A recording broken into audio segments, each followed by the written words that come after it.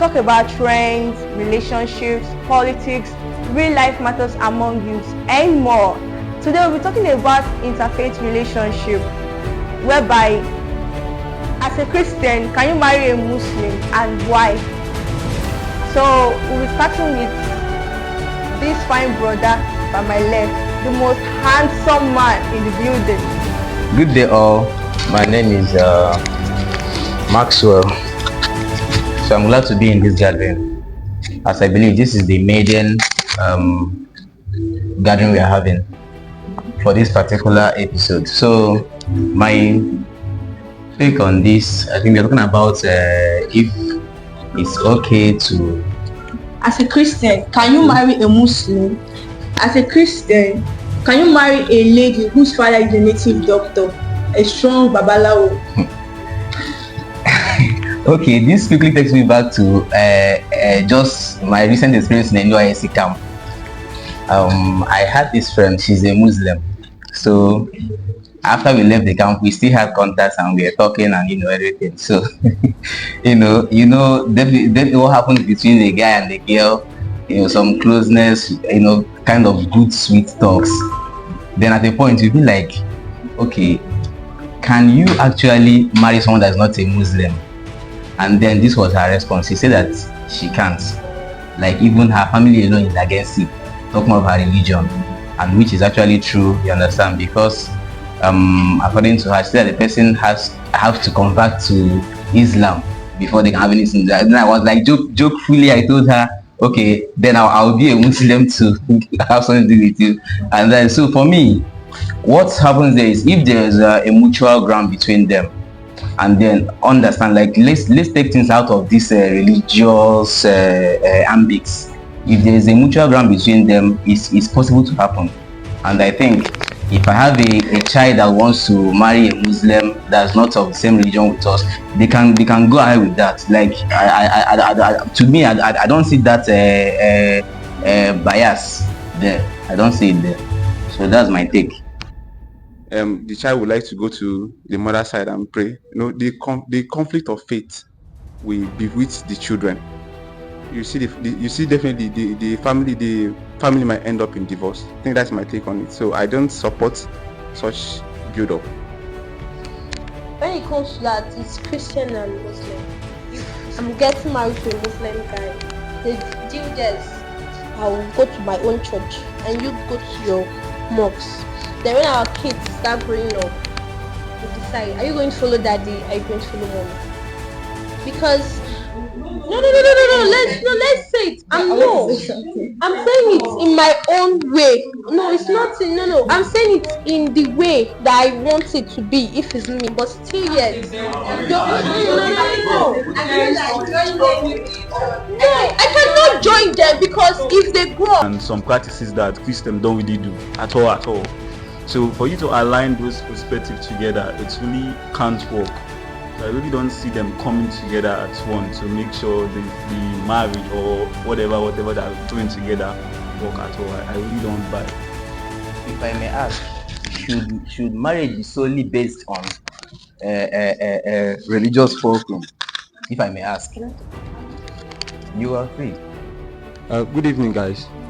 My name is Sweetman, and this opinion is this matter is a very serious matter, and I have just a little thing to say. These things boils down on the way people hold religion, because I know there are certain people that don't really care much about religious background, all these things. They can marry Muslim, Christian. Some people don't even go to mosque again. Some don't even go church. So they can actually meet at that point and get married. And as someone that have stayed in the western part of Nigeria for a while, I have noticed that you can come to a family where they have 5 siblings, 3 are Muslims and 2 are Christians. There was never a conflict. Somebody like me that is not so keen on religion, it's that simple. I can marry anywhere. I can even marry biracial. Okay, so this is just my little opinion. Alright, good afternoon. My name is Gallant. I think this is a personal question, something you answer for yourself, something that you can look at yourself maybe in 4 years to come and you get to have a decisive words on yourself. our sister here talked about your goals and your purpose. There is love and there is feeling. When we talk about feeling, you get feeling from love. When you love someone, there is a feeling that is being ignited because you love that person. Now, personally, I can't go in with someone maybe like I'm a Catholic. When you get married to someone that is not a Catholic, now your faith varies. The prayers contradict our values, our purpose. Maybe my husband is a Pentecostal, he likes radical prayers, and I like contemplative prayer. And the family that prays together stays together. So that means we're going to have different apartments. You are bringing down fire and bringing down water. What I'm trying to say is, for things to work, you must have value. There are questions to ask before you get into marriage. And if it aligns with your belief, you can go with it. But personally, I can't be in the same house with someone that I have to be translating my language. You have to convince someone that God is God. No, I can't. Forever is too long to spend with someone that you can't have conversations with. So personally, it's a no for me. Thank you. That will succumb to the Christian, or the Christian will succumb to the Muslim. It's personal decision. Anybody that wants to should. It's personal decision. I have somebody that is a Muslim married to a Christian. Her mom is even a strong prophetess in a church, and she had to succumb to the husband's own religion. The children are Muslims. At a point, if she wants to pray in her own Christian way, she does. The husband doesn't go against it or stops her for. It's a personal decision, just as she said from the beginning. So that's my own point. Going further, an argument has been going on based on how it affects the kids, right? Yes. And in that same view, let's look at the reason we are getting married, and then what we want for our kids, and also what our kids want for themselves. Remember, as we all are grown-ups here, there are decisions our parents made for us that at some point we are regretting, or at some point is affecting us a kind of. I don't know if you understand. So this, like, we are talking about the husband and the wife understanding themselves first, because if you understand yourselves as husband and wife, your children wouldn't notice any difference between you.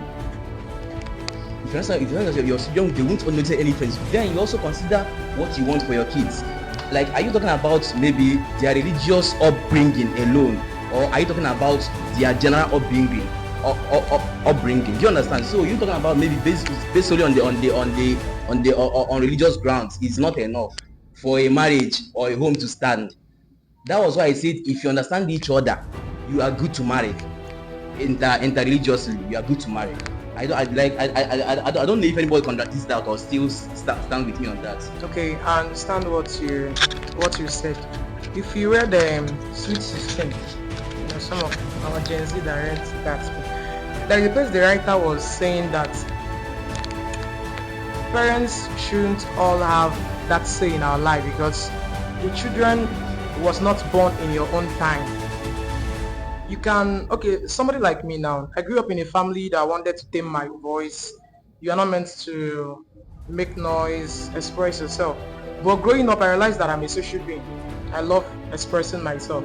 So they made some decisions for me then that to some point, there are days I can be very shy.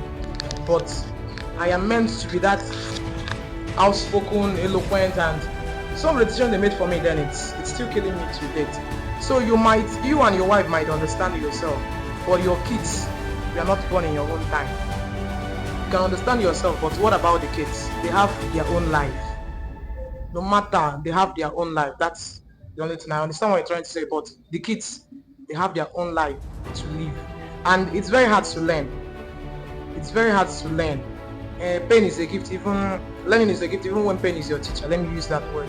You keep learning the hard way, and sometimes you might not learn it all. The world moves with trend. It moves with trend. So, hi everyone, I'm Joyce by name.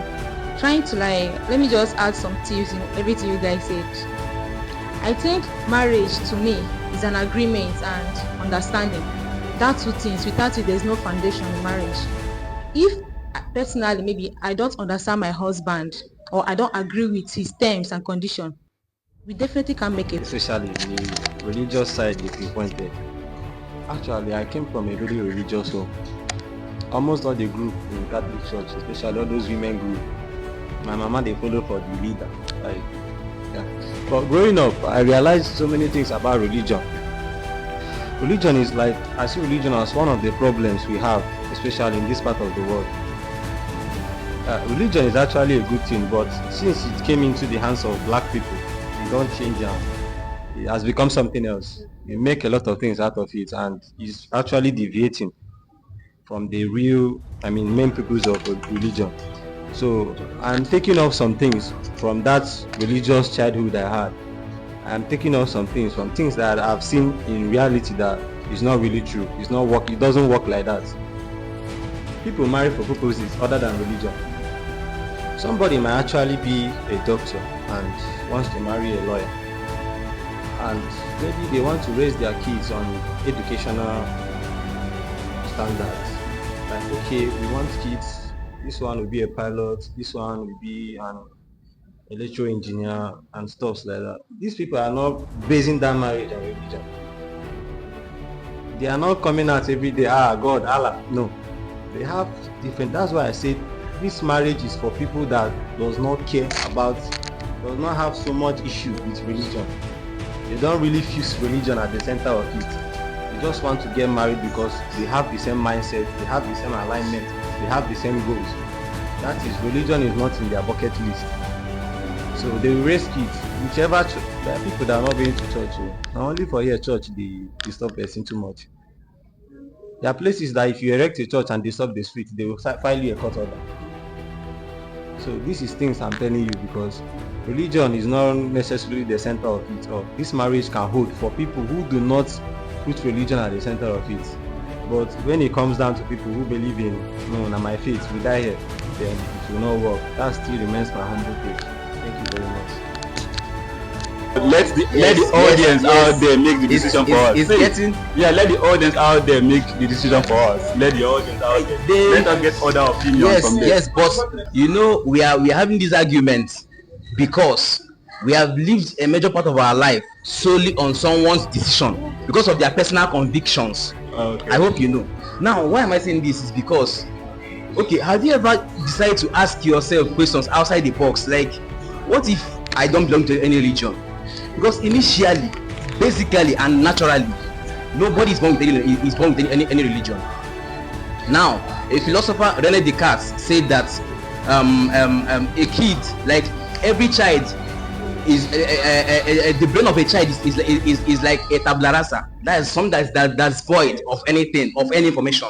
So it is what you instill in that child that the child grows with.